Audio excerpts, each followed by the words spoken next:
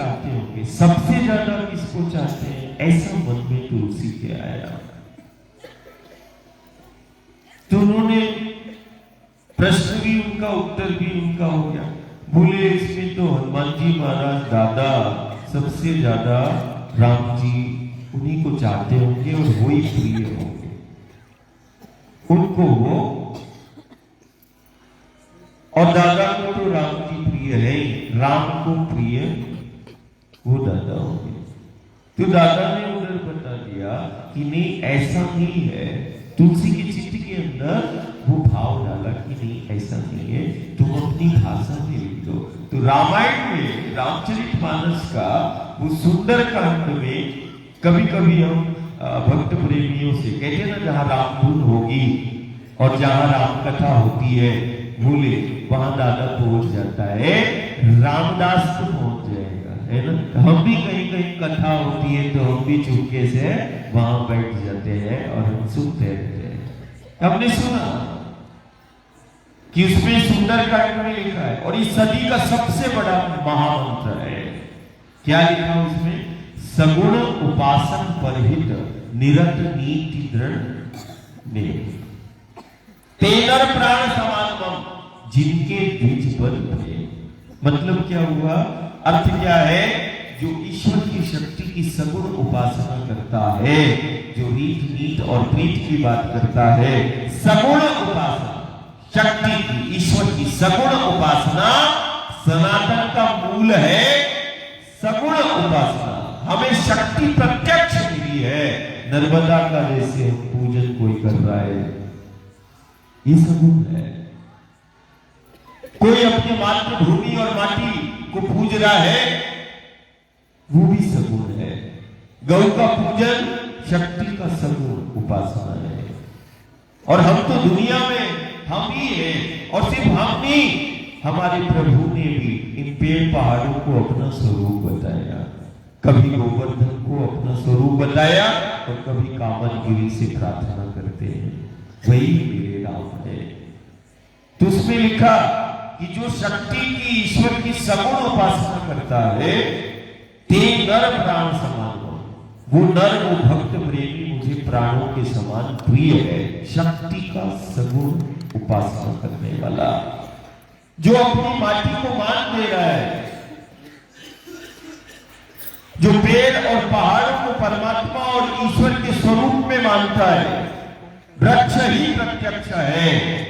जिसे हम परिक्रमावासी से बोलते हैं कि यदि हम मैया का ध्यान कर रहे हैं और नर्मदा को हम पूज रहे हैं, तो जिस शक्ति को जिसने धारण किया, हमें वो विंध्याचल और सतपुड़ा का भी ध्यान करना पड़ेगा। वो कैसा होगा जिसने शक्ति को धारण कर लिया, वो कैसा होगा जो मेरे ठाकुर ने अपना स्वरूप बता दिया, गोवर्धन का मान देकर गोवर्धन को अपना स्वरूप बता दिया।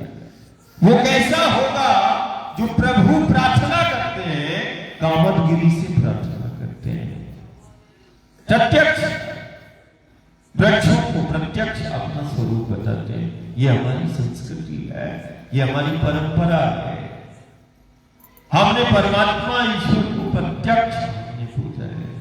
आज आवश्यकता इसी की है कि हमें जो हमारी संस्कृति है, जो हमारी परंपरा है,